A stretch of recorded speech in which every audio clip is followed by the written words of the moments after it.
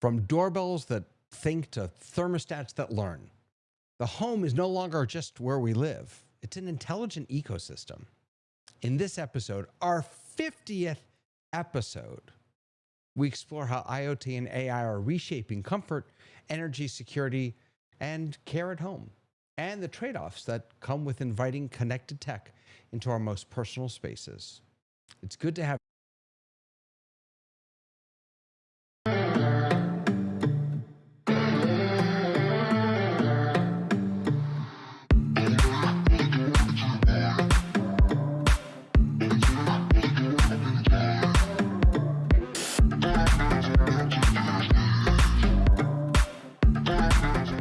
Those are good. Well, looky here. Well, hello, everyone. Welcome back. We were off for a week because of Yom Kippur, but I'm back. I have atoned for all of my sins. I'm clean and ready to screw up again. Let's get at it. Hey, I have some good friends here. Check out all these people. Why is my scene not changing? Now it changed. There we go.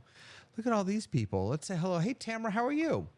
I am good. How are you? Oh, why aren't you in my thingy dingy? I'm a blank spot. Did I not assign you? I didn't assign Tamara.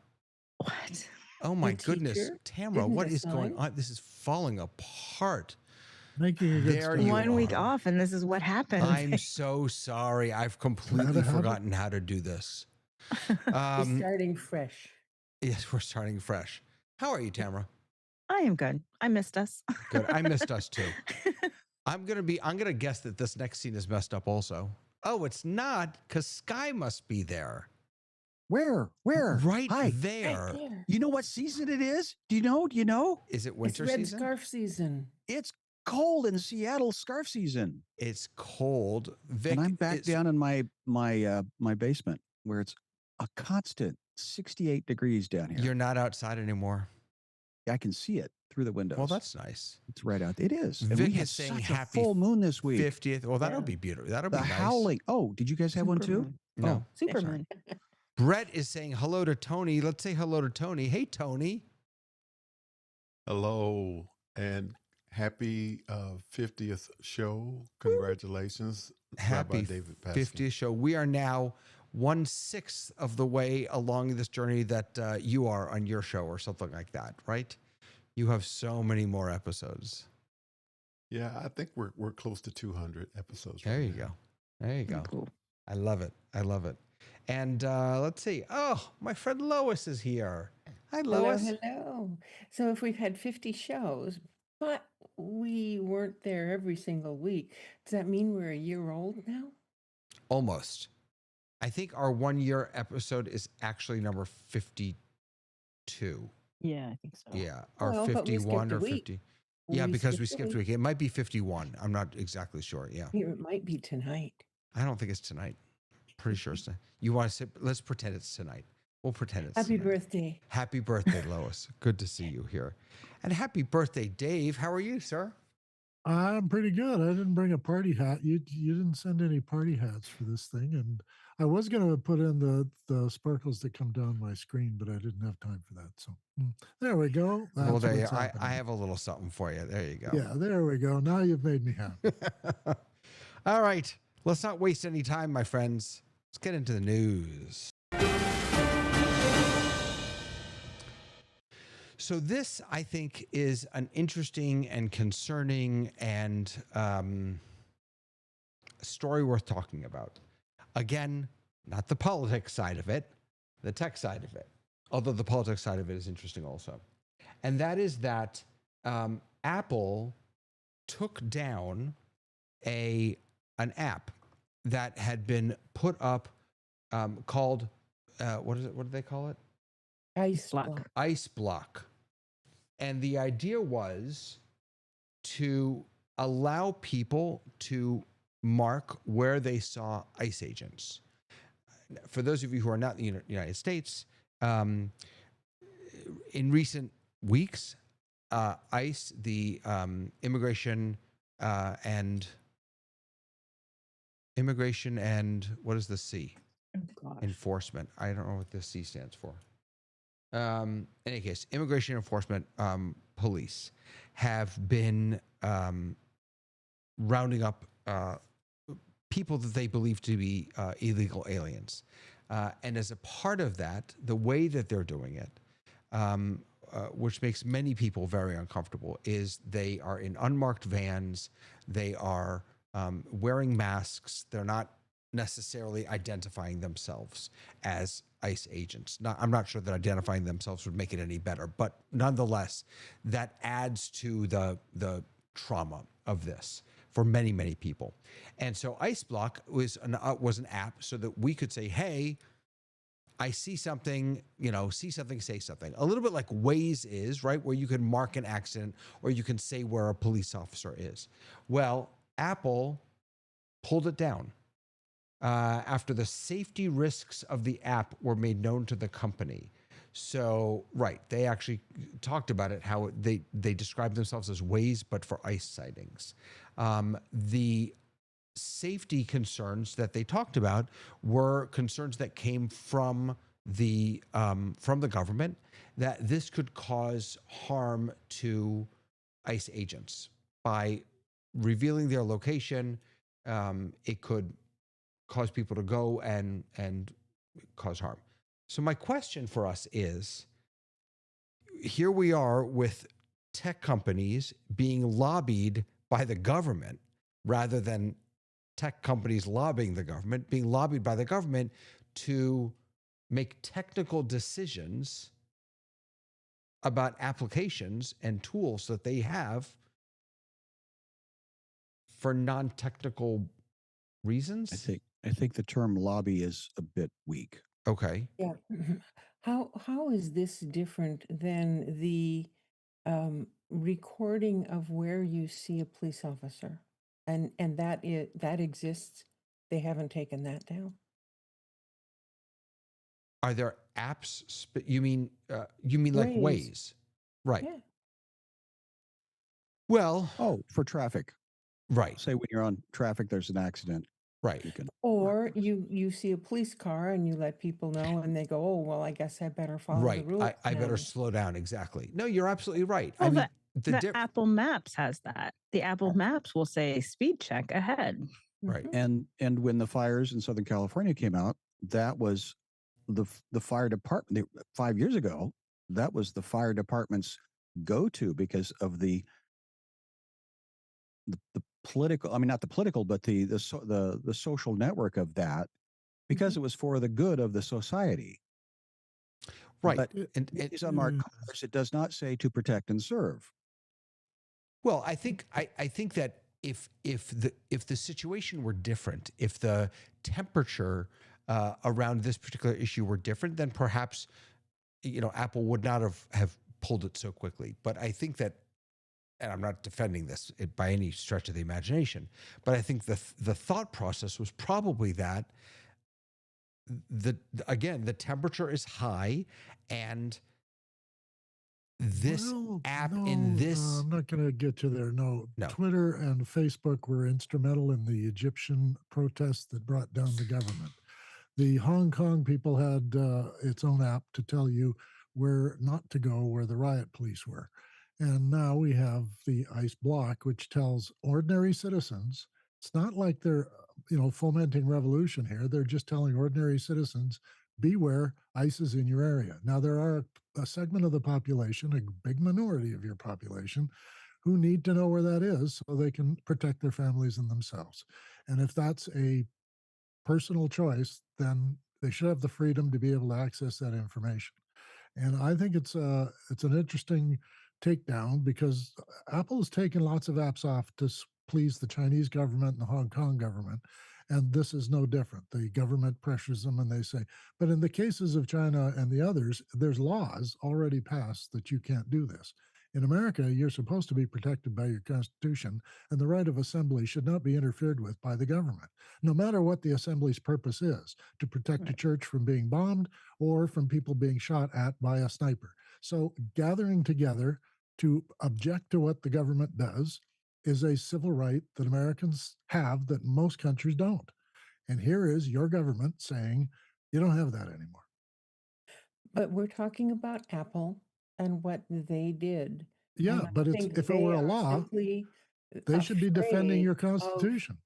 No, I think Apple is afraid of what the government or what And why should they would be? do for them. Well, Why that's should they okay. be? Because they can, Right. because the government can do stuff to But them. They can do stuff to them. Sure. that's where yeah, this but story why is, shouldn't they right? take the hit and This- say the government isn't allowed to do that? right. This They've- story is really corporations are about. people.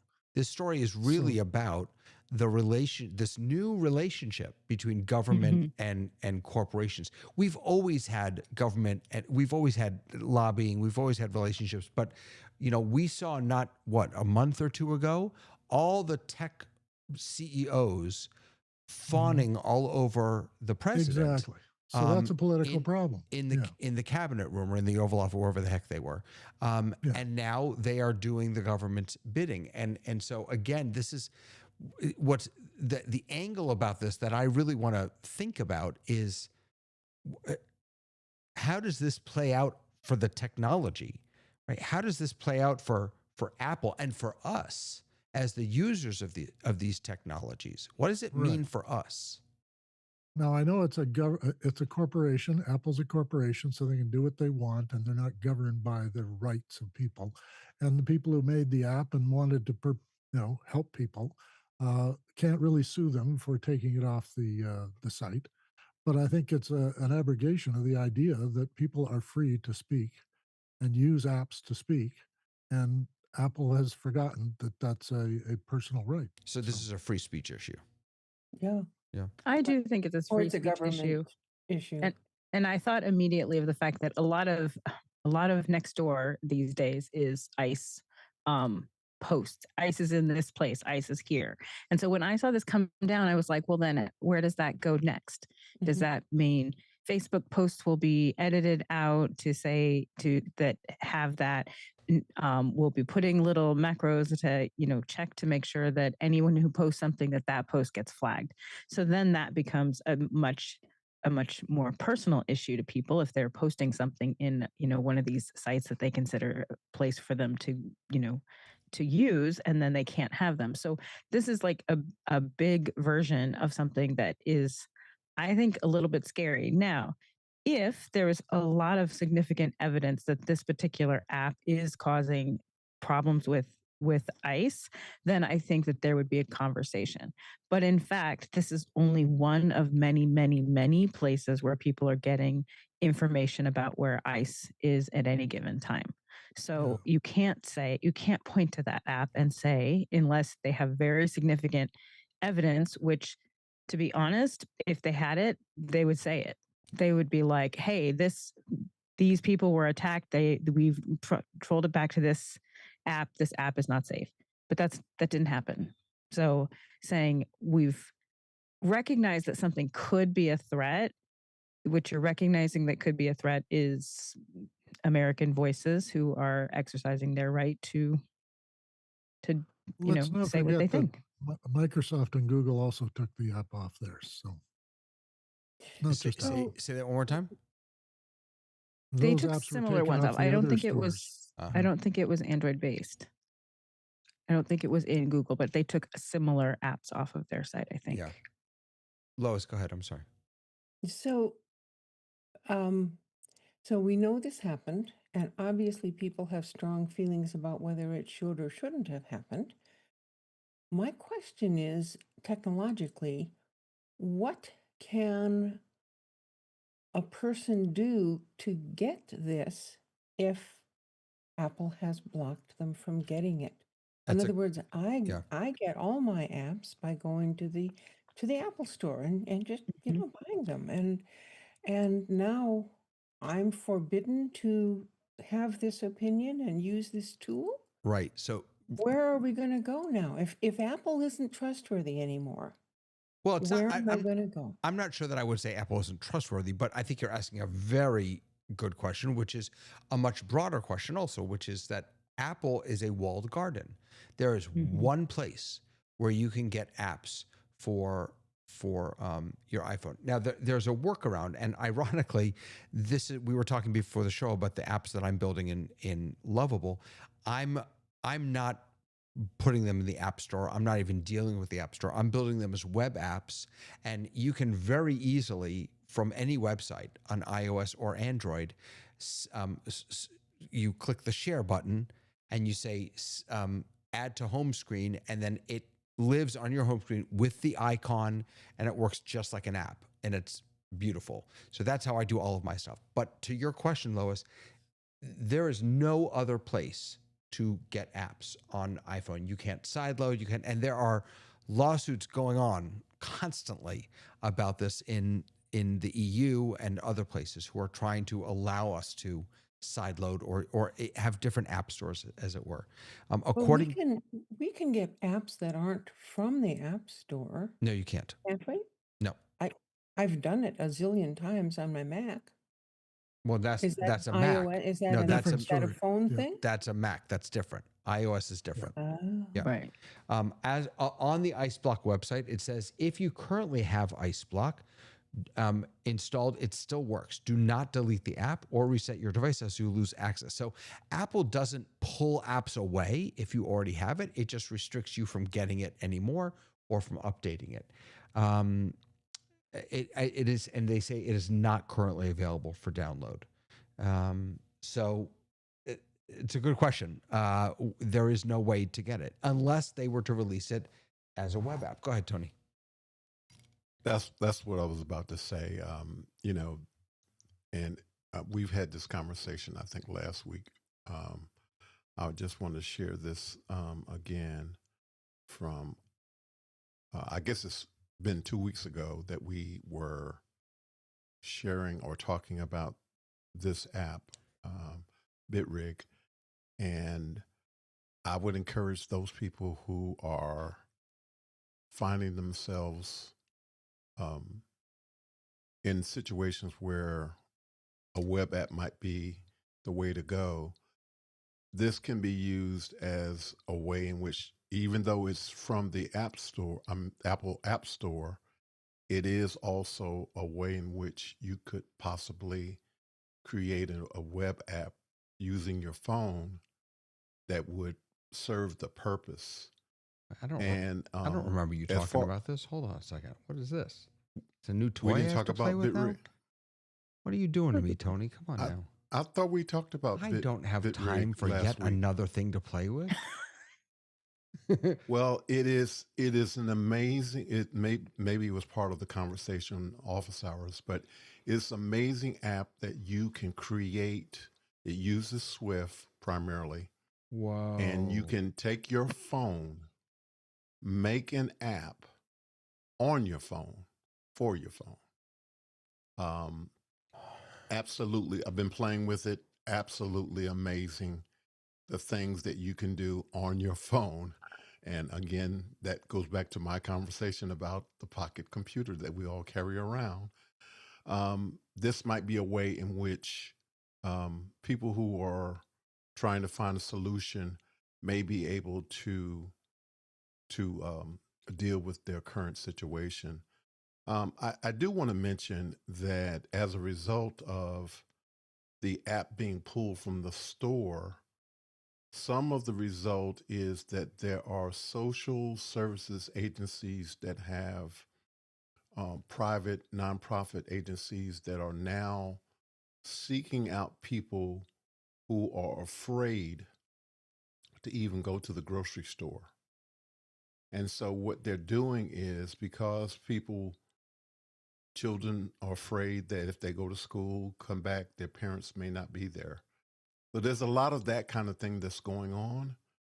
And I would just say that it's important for us to be mindful that there are people who are extremely afraid to venture out. And so what they're doing is they're just staying inside. And even if it means not being able to go out and get food, that is a reality, that there are some people that are dealing with that kind of thing. Yeah. Vic is pointing out, and thank you, Vic, that they can pull apps off your phone, but for whatever reason, they didn't pull this one. Apps like spyware. So maybe that's their stand in, Yeah, maybe how they're you know. right. Well, And if let me just point out, I'm sorry, I Yeah. just want to share this one. So Brody says, seems inherently coercive and contrary to constitutional rights of free speech and assembly for government to make this self-serving request / demand. Yeah. Go ahead, Lois. So if Tony has that program or that website, whatever the thing he has is, and you can make your own app, I'm wondering if it won't very quickly have somebody putting out the code for the app so that each person who wants it can create their own private version of the same thing. I don't know if that's possible, but it seems like It's the crowdsourced. next So probable Yeah. activity. They'd have to be connected to a cloud somehow because it's all Yeah. crowdsourced. But I just want to point out, by the way, that this BitRig, this you mentioned this on your show, Tony, so that's why I hadn't seen it. The three guys, co-founders, they wrote Swift UI. I mean, the guys who are doing this app wrote the language that all apps are written in. That this is kind of amazing. I think I'm not going to download it because the idea of vibe coding on my phone, like I'm going to have such thumb disease. It just, I need a keyboard and a mouse, but it's a fascinating, and the plus is that with web apps, unless you use external services, you can't have notifications and you can't have all that stuff, but that's all built into this. That's fascinating. All right, we're moving on. We are moving on. Tony, did you play around with it? Have played with it, and I'm We're going to be transparent and say that I am overwhelmed because I'm playing with BitRig, I'm playing with Sora 2. I'm not a master. I'm not a master of all of these different applications and software that I'm actually doing, and so it's really. Yeah. So But I have a license to share. If anybody needs one, you can reach out, contact you mean an me, access code? and Yeah. So we're talking about Sora, which was Sora 2, actually, which was released by OpenAI last week to huge fanfare. It is a standalone app. And this video this is their demo video. None of this is real. This is all created in AI. The people who are the actual developers of Sora 2, this is not him. This is his, oh goodness, what do they call it? His, not avatar. What was it called? Avatar? No, it's Cameo. Cameo, thank you. Cameo? Yeah, it's his Cameo. So I have it, and I have, and I set up my Cameo. It didn't do a good job with me. I'm just being honest. And I did it a couple times. I set up my Cameo a couple times. I was not impressed with how I looked. Maybe that's just because I'm ugly. I don't know. Maybe I shouldn't blame the AI for that. I don't know. Well, mine didn't work either. Mine didn't work either. Yeah, So. and look, it may also very well be user error. But I mean, it's I was sitting. I mean, I don't have this to show, but here, this is. So. This is. Let me hide my eyes.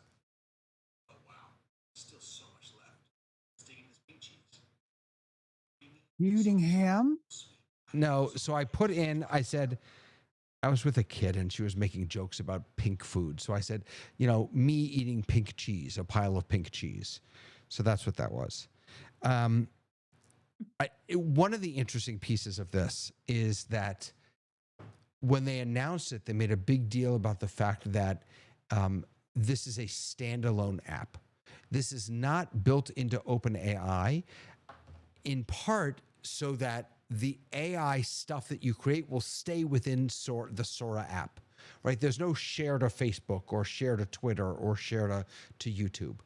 I have already seen a lot of this stuff on YouTube and not Instagram, on TikTok. TikTok, yeah. So it's already finding its way out. Sam, the CEO, You can make your Cameo private or public or just to your friend. He made his public for everyone, and everyone has been using him and remixing him. It's a really strange. I don't know. It's a very strange experience. I thought I was going to love it, sort of scrolling the feed. It hasn't captured my fancy. Do you know who Casey Neistat is? Yes, I do. Go ahead. Tell us about this. Well, he is a YouTuber that made money when the early days of YouTube came out 25 years ago. Yeah, go ahead and punch his link up. We have got to the point. Oh, sorry. And he's going, but wait a minute, they're taking all of my work. And now the AI is even replacing me. And so he's doing a thing with his wife. For 20 years, he's been making short films. He started as a teenage, person in New York. And now look at him. He's actually going, what's going on? Yeah. And so I thought it was just ironic that somebody that bucked the Hollywood system found his way to making millions of dollars is now going, you mean I'm being replaced? I'm so young. It's funny because I don't see this as a replacement at all. He does. I know. And look, he's because that's where he makes his living. He is so wait, hold on. Okay, good. He stopped it himself. He was writing something that wasn't safe. No, he didn't. He paused it just in time. It's cable. There ain't no MP rating here. Yeah. Listen, that Richie is watching. This is fascinating, Richie. Thank you for sharing this. He says, Cameo is a strategic rebrand of the concept of deep fakes, face sets, creative Wild West, not a curated viewer algorithm yet. It is. What does that mean? It's slop. It's slop right it's now. AI slop, which we've talked about before. That's what it is right now. But they are rebranding the deep fakes, which we've all been worried about. Right? This how terrible this could be. Sora 2 has rebranded that into, isn't this fun? Let's do it as a social app. Well, and they're trying to contain it inside their own universe. So yes, you can rip it and strip it out to, one of your other platforms. But again, what do they want? They want your loyalty so they can sell brand advertising. I really think that to a certain extent, as already been stated, that this is the Wild Wild West as far as I think it's amazing that what it can do, but as with David, what you have shared in terms of your previous conversations about coding and that kind of thing, and the experience that you have used with AI and the bumps that you've run into, we're going to run into some bumps with this as well. And I see it as potentially a tool in order to really create really good content down the line, but we're not there yet. So right now what we're getting is we're being bombarded by the slop. And that's just kind of where we are right now. Define really good content, because you're well, that's an interesting qualifier. In my opinion, really good quality would be when it really makes you scratch your head in terms of, like, for example, there are these sort of examples of Martin Luther King giving speeches that are things that he would not say or has not said. So you know that's slop. And you also know that there is something that is there that lets you know that it's AI generated, even if they didn't say that it was AI generated. But they had pictures of Jesus. You're saying those aren't? Oh, sorry, being sarcastic. By the way, I just went to share this. So I went to Apple AirPlay to my Apple TV. It won't let you do that. The Sora app. which isn't. That's just kind of interesting because I want to share it with you, but it won't actually let me do that. Yeah, iJustine has been using this like crazy. She cameoed Mark Cuban. She every video that iJustine puts up has a little pig in it. Let's see what else we can get. Can we get anything else? Oh yeah, this. Oh, look at that. There's a rabbi. Okay, perfect. This is what you were talking about with the Martin Luther King. yeah, the Martin Luther King videos. The people have been remixing this and putting different words in his mouth. I don't know. I like I said, I'm maybe I'm an outlier. I have not found it compelling. I want to see real people. Yeah, I don't feel like it's. I mean, I think that what you're saying, Tony, is yeah, right now it's kind of obvious that it's got AI in it. The problem is, as it gets better, then it becomes even more problematic because now we really can't look at any video and say this is real or this is not real, and it'll become more difficult to tell when it's not going to be an ice skater with a cat who does a perfect axle. Like it'll be something more that you're not going to be able to tell the difference, and there's going to be no marker of it. And I think that's really dangerous. But also, it's further kind of fragmenting us as an audience, right? So we saw this when when there were only 3 networks, and then a 4th network, at one point a 5th network. Everybody saw a lot of the same content. And then we had cable and we saw less content, and we saw streaming and we saw less of the same content. And so with this, it's a barrage of content that is, some of it's really entertaining. It's just super silly. There's no real value other than it being super silly. But once it gets to a point where you really can't tell the difference, then it becomes more problematic, I think. And we're losing our humanity in place of videos that people can create without thought. And I think that to me is a bigger kind of ethical question: is do we really want to be advocating who we are to a 10-second Yeah. toy? Didn't we just go through this with things like Pinterest and Instagram, where you project a life that you didn't live? Mm-hmm. And people will continue to do that, but it'll look like they really are in Hawaii. So Wow. they can still do it, and that's what they want it to be, as a social thing, not a threat to Hollywood or entertainment. We were living vicariously through other people through their Instagram accounts. Now we're living vicariously through our own Instagram account, which isn't real itself. Right. And I think TikTok is a direct response to what you're talking about, Dave, right? Because we kind of didn't know we were curating who we were in Facebook. So how other people saw us was based on what we posted and the food that we ate and the people that we were doing. And like, I kept mine totally positive. And even when I was having like a really rock bottom time, someone came up to me like, "Oh my gosh, I saw your Facebook. Everything's going so well for you." And I realized, wow, this is completely a curated Tamara that doesn't exist. That isn't the Tamara right now. And I stopped posting. Show the broken leg updating. unless it comes with a great story, Right. Yeah, but TikTok is very different, because TikTok is people turn on the camera and they tell you exactly what's happening in their life in a very real, raw setting. And that has become what people have been attracted to. They're like, I just want to hear about this person's bad day at Target, because I too have had a bad day at Target. And this is taking it back to that LinkedIn. Fake curation of who we want to be.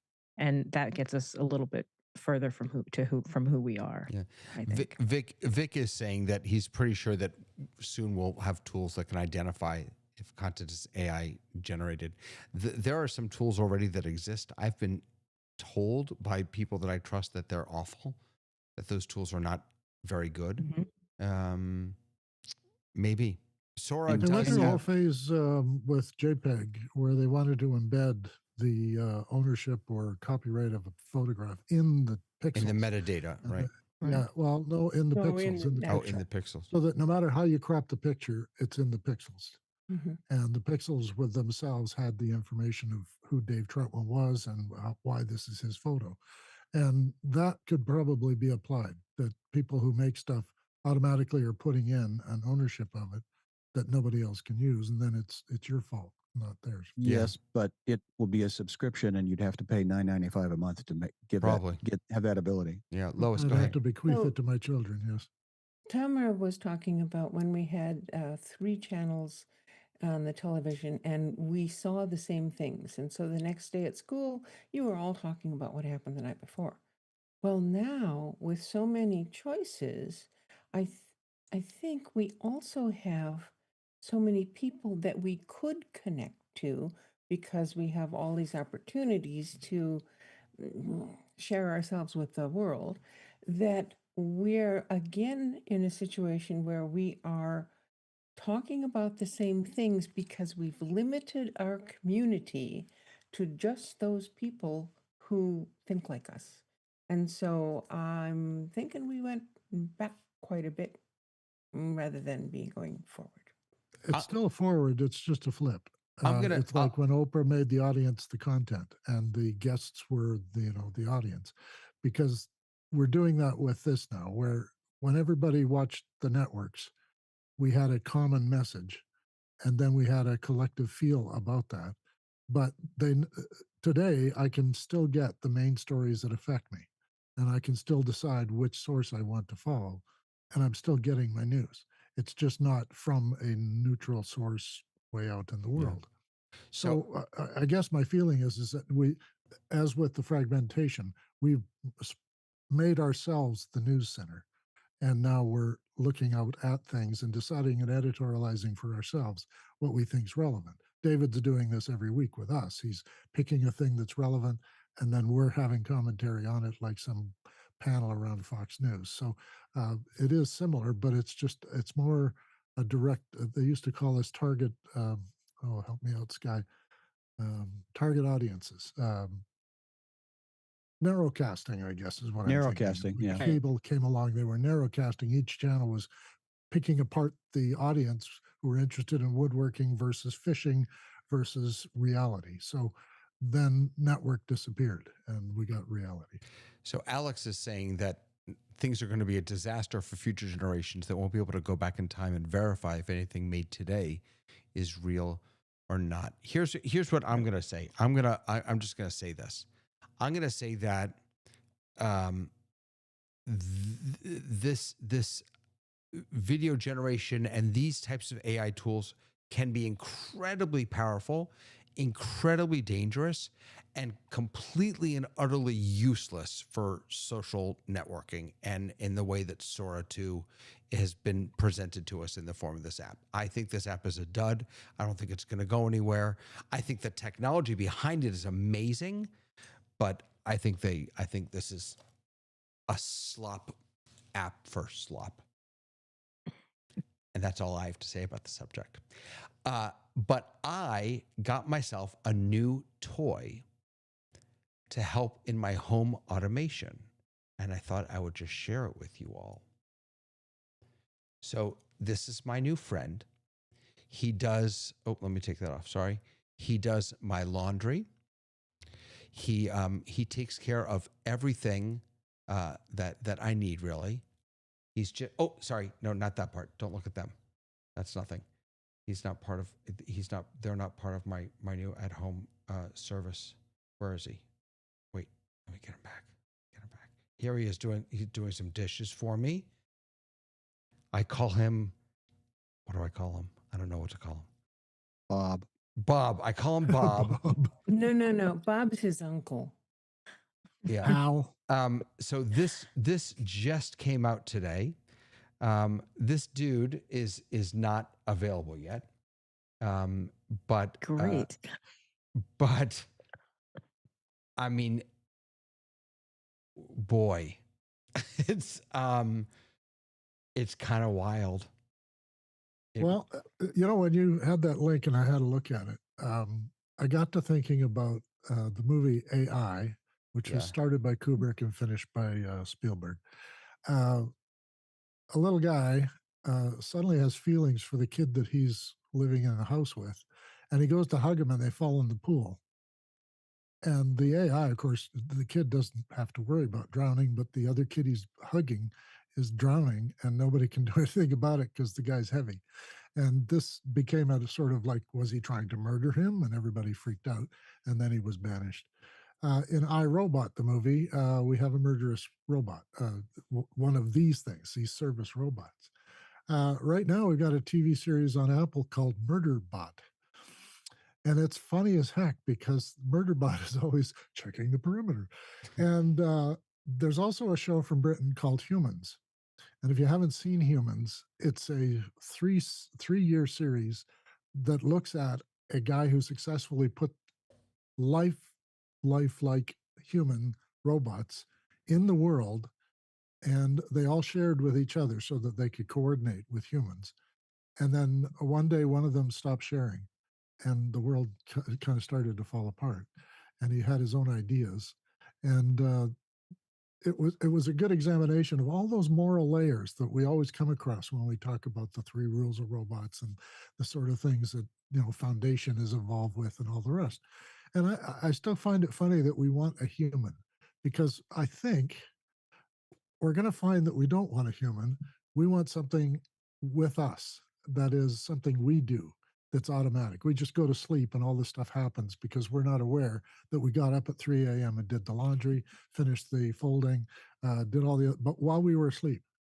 We didn't have to wake up to do all these things because we had all the facility for balance, perception, hearing, and not tripping over things and not tearing things apart because we can't put it in the dishwasher. And you want a house elf.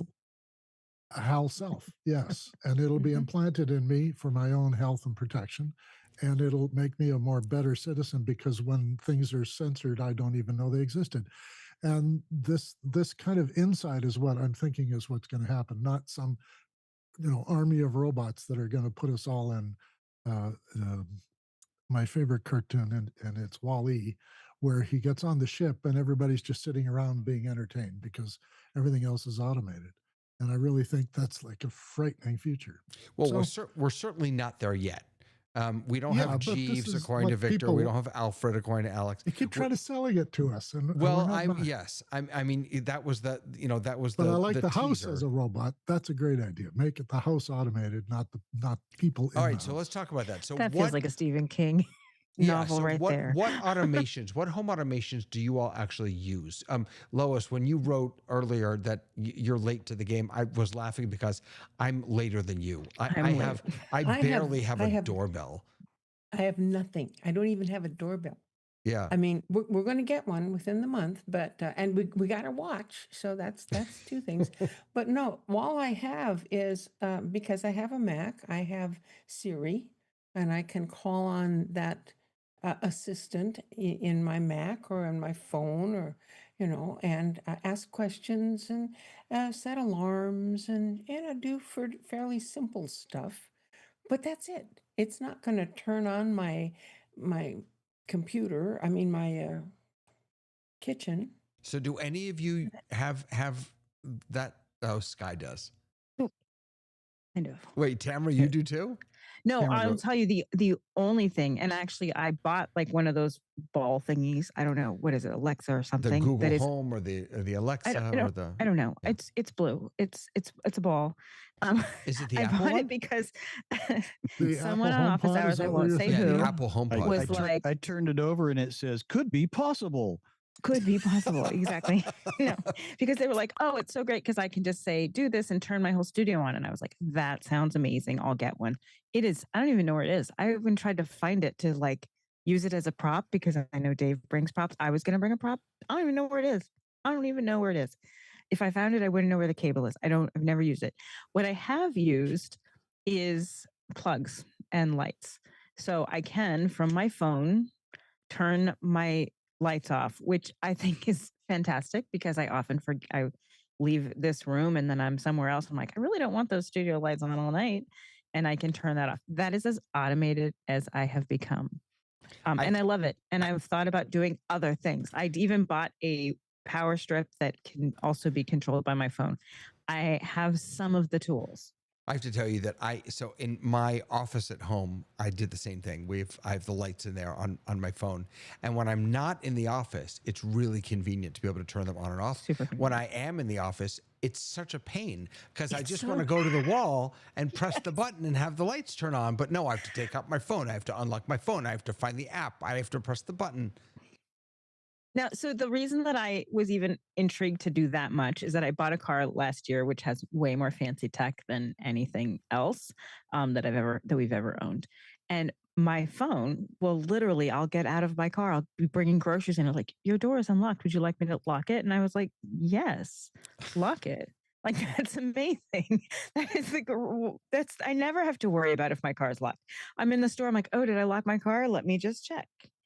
So that's super handy. I'm not going to lie. I love those features. Yeah. So maybe there's hope for me. Maybe But I've hope for always you. been Yeah. leery about those Alexa and things that can listen to you. I've always been like, this is my house. I really want it to be. But Sky, what do you have? I use so much technology that the world's listening anyway, so Yeah. it doesn't really matter. What do you have, Well, Sky? my wife says when we first married that I couldn't buy her anything for her birthday or Christmas that plugged in or took batteries. And so consequently, we needed a washer and dryer. And she says, I don't want anything with the new technology. I just want the basic because all that other stuff just breaks. So she got really insulted when I, came home with a bucket and a washboard. But that was not something she was interested in either. So you just know pleasing some people. No, actually, that was a joke. Love my wife, and we have a broken washing machine. But my son has the Ring app. I took him to a football game, the only one I could afford, which was preseason. Go Seahawks. And he was constantly twitching. I thought he had what's wrong? I thought he had, some kind of what he had was an Apple Watch connected to his Ring. And anytime the cat would walk by the thing at home, it would alarm him that something's going on. Well, his mother, my wife, was watching his children. You would think she might know how to do something with his children, but he had to completely be distracted, twitching throughout, a 3-hour experience at a football game. Sky, this weekend, my wife was up in North Carolina. And Yes. when I took the dog out for a walk, she got alerted because I walked past the Ring doorbell. And not only that, she would then open the Ring app and start talking to me through the doorbell. Now, At which point again, I the reverse. I said, no. Like, I don't, because that also meant she was watching me. Now, I'm only with the dog, so there's nothing to see, but wow. It's so creepy. It really did feel a little bit like an invasion of my privacy. And this is where the word social in media is actually not anything to do with being social. It's commercial. So, but you can't call it commercial media. So consequently, isn't this supposed to make our lives feel better and warm and fuzzier and secure? I see Well, The Dave's nodding his security head. comes if someone is coming to do something bad, Right. and you can know it. I mean, I can't know it because I don't have one of those yet. I see. This is where I did put in. That's what I want to do, Lois. I need to come live in your backyard and just look You're at well. birds. Come on over. I think that's We'll put peace, up a little peace and tent out happiness. there, and it's not quite as cold as it is up where you are. But tent. maybe we're all just old. I'm not sure what the problem is with this panel, but 78% of people, when they're looking for a new home, are looking for a home with some sort of smart tech built in, a Nest thermostat, the Ring doorbell, smart speakers, all those different things. I use Roomba, yes. right, All the that smart stuff, yeah. vacuums. I use the smart outlets and for my lights, and those are great, but that's all I use. Tony, are you using anything over there?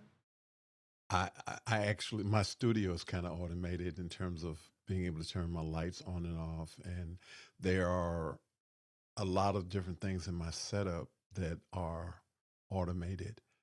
But what I wanted to say was when you made your last statement, David, and you were talking about maybe we're old, I look at it a little bit differently. I don't think that it's necessarily that we're old, but think about it from the standpoint of maybe somebody in the 50s or 60s, and they had to have a house that had to have a landline so that they could talk on the phone, right? And so I think it's the same thing, that as time goes by, there are things that we add to our housing that is contemporary with the science or the technology that is available at the time. And it's just that, maybe we are old from the standpoint of we are not ready to embrace these things, but the people who are younger, a lot younger than us, will embrace these things. And you know, who would have thought that, when the Dick Tracy commercial came out, that you would actually be able to take your phone and talk on it, and answer phone calls, and actually be able to. I'm laughing at Dave. Yeah. But those things, the communicator in Star Trek in 1960s, that's happening now. So who's to say that in another 30 years we're not actually doing transporters and not using airplanes anymore to go to different places in the world, instantaneously. But Yeah. that's kind of what I was thinking in terms of when you were saying that people will adapt, adapting from the horse and buggy to a car, and so I think that's the way in which the world works. The flip side of it is, as Tamara said earlier, how we are addressing the ethical issues when it comes to this technology. And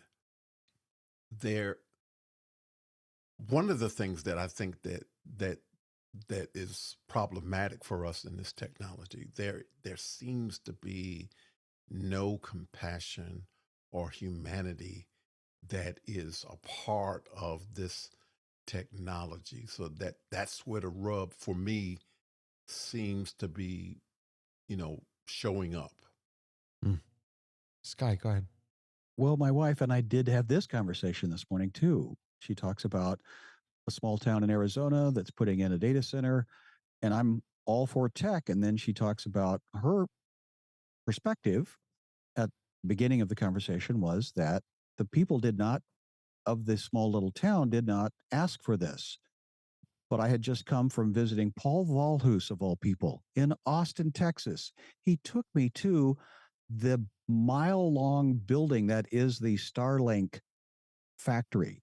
He told me the history that 10 years ago, that property was maybe $10,000 an acre. Now, because of all of the data tech, that's $100,000 an acre in the middle of Texas. So again, the conversation is, who's to benefit from these features? Can they be for humanity and against humanity at the same time? And this is the ethical challenge to Tony and Tamara's point.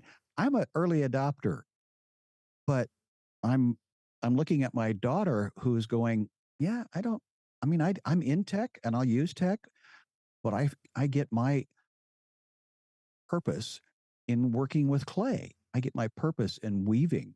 I get my purpose in being in community. So it's like, I love my daughter. My daughter's so hard. And my son who twitches at football games. Richie is in the chat, said businesses are making IoT happen. Hardware stores are selling smart toilets, and no cars are not computerized anymore. That's true. You cannot buy a car that isn't built on a computer anymore. I'm not sure, Richie, that I agree that businesses are making IoT happen. I actually think that businesses are I don't think anyone's making it happen, to be perfectly honest with you. I think it is still a bit of a dead area. I mean, we have smart TVs, we have smart thermostats, we have smart plugs and outlets, but the real promise of a real smart home maybe I haven't invested enough in it. I don't see that coming to fruition yet. I'm especially surprised that Apple is is behind both Google and Amazon in IoT, in the Internet of Things devices, and then Samsung is behind them, but only 20%. They only have 20%. Apple is the device maker. Like, this is what they do, and they haven't been able to get into this market. And I would just offer one other thing, and then I'm coming right to you, Lois, I promise. And that is that I think that the problem is not the devices, but it's the software. That everyone has their own software. You know, I have one app to control the lights in this room. I have another app to control the lights in that room because I happen to have gotten different smart plugs. Nothing talks to each other. I still can't get my printer to connect to my computer. Like, I mean, it's just, they're not smart things yet. They're really still pretty dumb, I think. Lois, what do you think? So I think one of the things that we're sort of dancing around is, who are those 57% of the people who have smartphones and smart houses and all this other stuff?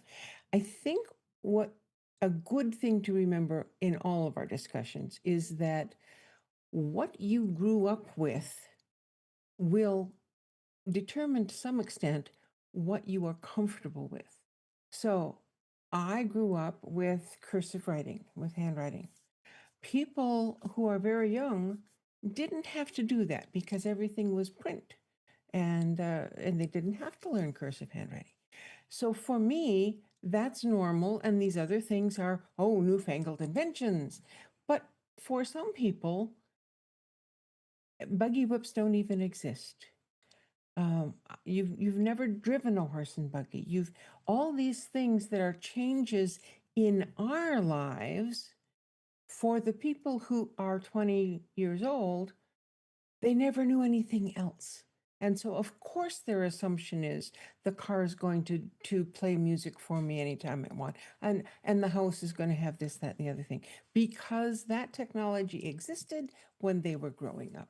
And so I'd be curious to find the ages of that 57%. And I think you'll find them young adults. Yeah. Sky, you said you wrote on the doc, smart is a marketing term because lazy was already taken. I love that. Well, it is lazy boy, and we, what does water do but go downhill? And I think humanity as a species are inherently lazy throughout its existence, and that's why. But I'm reflecting on what Lois was just talking about. Sure. And how we don't bother to learn cursive anymore. But that's not laziness. That's because we don't need it. It's because we have. I want to go back. I want to go back to our top of the hour and thinking of let's stay. I want to see everybody. No. If I could. No, because I want to talk to Dave about your Dave Paskin about your career. Is it not that you had to memorize an entire series of books because of is that oral tradition still in effect? Yeah, I didn't have to memorize it. I had to know how to engage with it. Okay, so it's been modified, but that kept a people group together. And I'm putting words in I'm asking questions because I'm a Methodist ignorant. No, I hear what you're saying, and I think I know where you're going with this. Right? Please go there with me, or go there ahead of me, because I'm tell lost.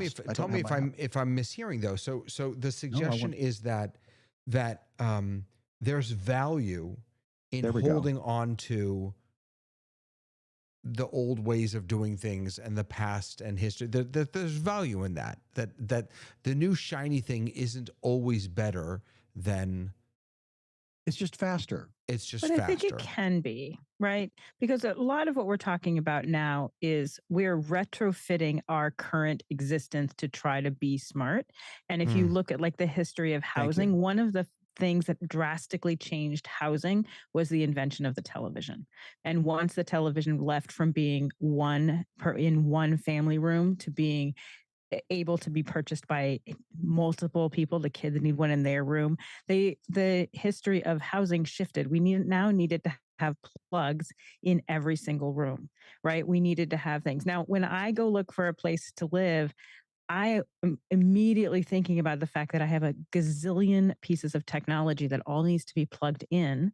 And so that is something that is becoming necessary when you go to places, not to just, even when I was a child, we go, where are the landlines going to go? Now it is where the plug's going to go. As we retrofit houses or as we create new houses that have this technology inherently built from within, as opposed to trying to find these different things and match the plugs up with the right, docking station, I think that will become a much more, people will use it more in the same way that I'm using this technology in my car. I'm able to open my doors without having my key in the door.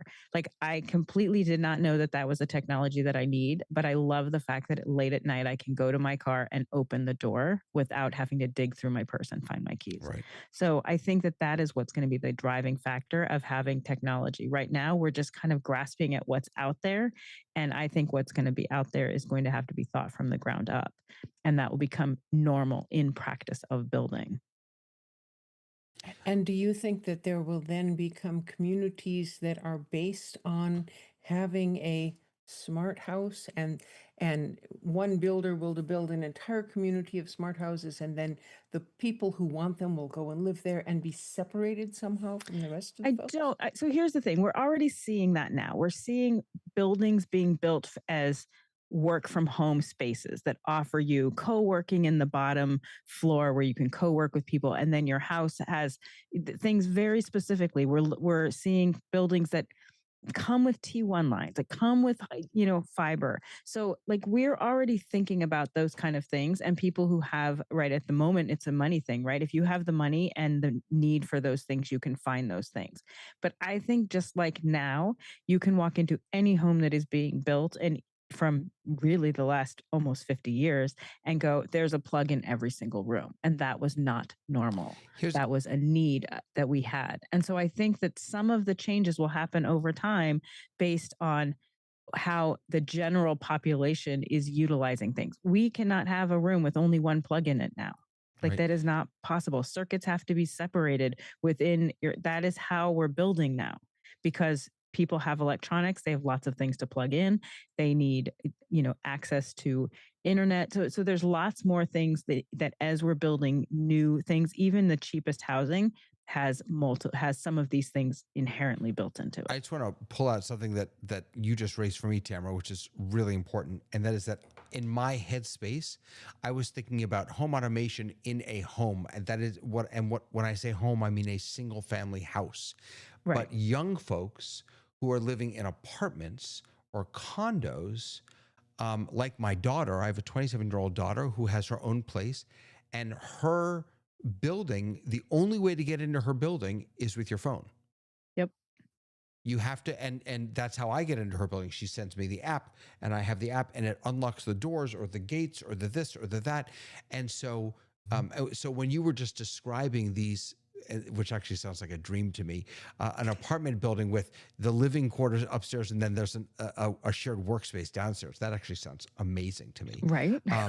And you're right. And for young folks that are not necessarily buying single family homes, but are living in apartments or condos, they're probably even have more IoT and technologically advanced than single family homes are. And then when those people who have been growing, who their first apartment is that, when they go and look for a house, then they're going to look for that. Yeah. Dave, go ahead. Yeah. Sorry. Well, I finally get to tell you what tech I have.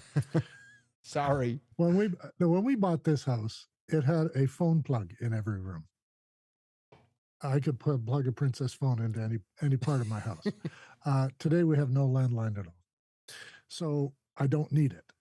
And like Lois said, you adjust, you adapt, and the next generation sees the world entirely differently, and that's great, because I see my world very different from my own father. So that's fine. The tech that was a big discussion in our house was air tags, because we're traveling more, and we had some issues where our luggage was delayed or held up by somebody, and I had some concern about how far away it was. Now, if you go to Japan, there's a service where your luggage can come from the airport to the hotel and you don't have to pick it up. And then if you're moving to another city's hotel, they'll ship it there too. It's a low cost thing. It's about 25 bucks. And you don't have to sit on a train with 3 bags around you. And it works really well. But we wanted to get air tags to make sure we were tracking this. The air tags now tell me that my car is in the parking lot of the shopping center that I just walked into. My air tags tell me that my briefcase is still at home when I left. It's also telling me that my wife's wallet is now in a store, and I don't know what she's buying, but I'll find out when I look on my app for the banking, and I can see she's just paid for something. So these are, I mean, I still get a kick out of banking at the checkout, Right. checking to see if I actually have the cash to be able to pay for the groceries. And I don't know what the balance is because I didn't check yesterday. So I'm going to check. I'm in a lineup with other people and I'm banking, and I can move money around, and I can even e-transfer my wife. So in the sense that we're adapting to the conveniences that we think are important, I don't find I want an AirPod for the sound, not for the access to Siri. I do use Siri in my car a lot. And I did it because I was a freelance guy and I had to find addresses of businesses and that sort. Now, with Lois mentioning the development of homes specifically for the future, our city, in fact, had an airport downtown, a big one, and it was like a jumping off spot to Alaska. So it had to be able to take the large planes. And actually, we had a place for the shuttle to come down in an emergency. So that was taken out because you can't fly there anymore with the tall buildings. And now it's actually being built for the future. And it's got more bike lanes. It's got everything underground. They've got solar on every building, and the groups of buildings are generating their own stuff. The water is being gray recycled and it doesn't leave the area. I mean, it's quite the advance at a great expense. Everybody's complaining about. But I think, like some people are saying, once somebody lives there or grows up there, that will be what our city becomes. More of that and less of the other. And they'll demand it. They'll say to the developers, well, I don't know. I don't want to buy this whole thing because there's a guy down the street with a building that's all wired up with fiber. And he's going to go retrofit right away, take out all those landlines, put in fiber. And this is how the world does change. It's not all at once. Now, I rode a horse, I think, twice in my life, and I'm a Canadian. I'm supposed to be able to, go out in the range and get the cattle. No, I don't do that. But I do have friends who own horses. So I'm in the middle ground here. I'm making the transition. So I don't have a lot of tech. I don't have automatic water and all.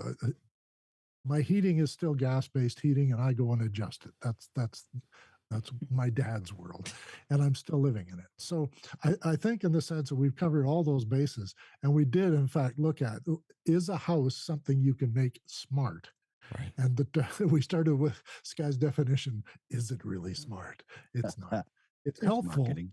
and it's helping us feel more comfortable, and it's helping us do a few things, but it's not yet as tech smart as we wish. Yeah. I'm going to come to Lois and Sky. I just want to share that we actually have a couple of cameras in our house that aren't even plugged in. We just leave them there so that if someone does break in, they'll see them and think that we have cameras and that they're being recorded because I can't figure out how to get them to work. So why would you? Yeah, but I don't know his address. But one of them is plugged in, but I never look at it, and I'm not willing to pay for for the recording, so I just leave it there, and I hope that someone gets scared off by it. Lois, go ahead. Up, unmute.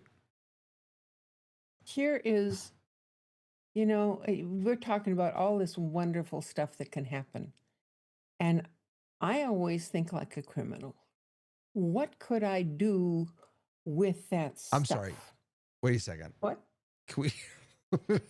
You think? I'm Rewind. sorry. I think like a criminal. Really? In order to protect yourself, you need to consider what might happen to you. And so you do that by thinking like the criminal. Yeah. I Okay. am a smart person, Take it away. and I could Oh, there's your problem be right there. one Not of a the lot of people worst. who are criminals are smart. I know, but I could be one of the worst criminals that if I ever existed, if I decided to become that person. I'm not, obviously, but when you worry about things, and I look at all of this smart house stuff and all the controlling things from the distances, and then I say, who owns the access to all of that stuff? Who could, I don't know, turn off all of the heating in everybody's house in the community? Who could punish a certain area for doing the wrong thing by whatever? And so, what do you think? Right. Who can take your stuff? The joy is nothing talks to each other right now. So it's all, that- that's we're the all good Yeah, news. safe. but we're talking There's about no the future. universal standard Right. yet. Yeah, that's right. No, but yeah. you're right. Girls I are mean, it forever does, taking the power out my neighborhood, so I blame them. right, but it opens it up to hacking and things like that. You're right. You're right. Dave, As- Dave and I come from broadcast television, which had SIMPTE, which was exactly that Yeah. challenge. The engineers at the time got together and says, "Hey, we got to figure this out because we can't have 3 different versions of TV, radio signal." So, which, everybody was competing for it. So, yes. And then my favorite in the SIMPTE, they finally came up with an HD standard just in time for Blu-ray to be completely irrelevant because everything was cable. It's like, yay, Blu-ray's the standard that nobody's going to buy. Anyway, Tape is dead. the punchline that I wanted to really get out there was historically the health issues in keeping people alive was when we got indoor plumbing.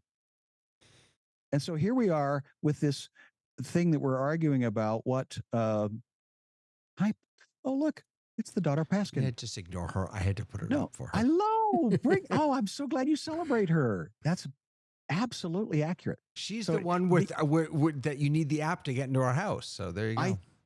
That's, we used to have, different kinds of keys. And so here we are. But that plumbing issue, it was less than 10 years ago, I think. But not Paul Allen, the other rich one, Microsoft, Bill Gates Foundation was working in India to help the malaria issue.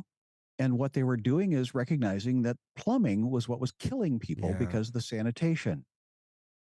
And so consequently, Clean for the water. betterment of humanity, but the challenge was it became a political issue because once you start, digging trenches and putting in things.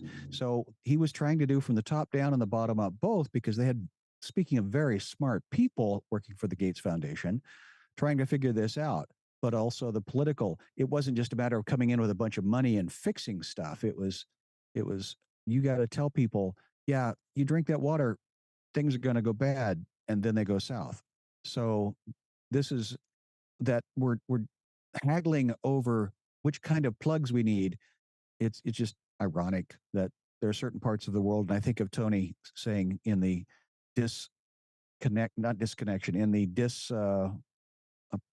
appropriation of resources, that there are people that don't have flushing toilets in the world, and here we are wanting 100 gig upload. First world problems, of course. Oh, so first world. No, I mean, how look, can we help them? How can we help? It's valuable for us to always just remember that how lucky we are to have printers that don't print and smart plugs that don't talk to each other. And you're right, and I'm really glad that you brought it up because that's why we have community, and that's Right. why I'm so glad you're here, Right. and I'm here. it's so. And Lois is But here. it's really it's important when I'm kvetching about the latest AI tool and this and that. I can never find my remote control until my mother-in-law says, "You mean this remote control?" I mean, we're just. I got my mother. We live in we just live in an amazing time, just an amazing time for those of And us. we still have to keep changing because the technology is never going to stop. Never going to stop. We have to keep growing with it. Wow. This is really rich. Thank you all so much for being here. And I especially just want to call out so many people who are in the chat. Vic and I Am Fatness and Dahlia and Alex Knight and Richie. I'm going back and forth here. Brody. It was really, really nice seeing all of you, your comments. Chris Clark was here. So nice to have all of you. Brett was here. Really, really, really nice to have all of you here and to hear your voices, to be part of the conversation. So we will be here next Thursday night. And without getting at all political, I do just want to say that hopefully, next Thursday, this horrible war in the Middle East will be over. For those of you who have not been following, there is a new peace agreement that has been signed by all the important parties. It was completely signed tonight. And for everyone, please God, it will be over and we can start to heal and we can find some more peace in the world because we need it. In our little tiny corner of the world, we'll keep talking about these first world problems and and having fun with them. So thank you all for being here. Tony and Tamara and Sky and Lois and Dave, love you guys. And to all of you for watching. And we'll see you next week.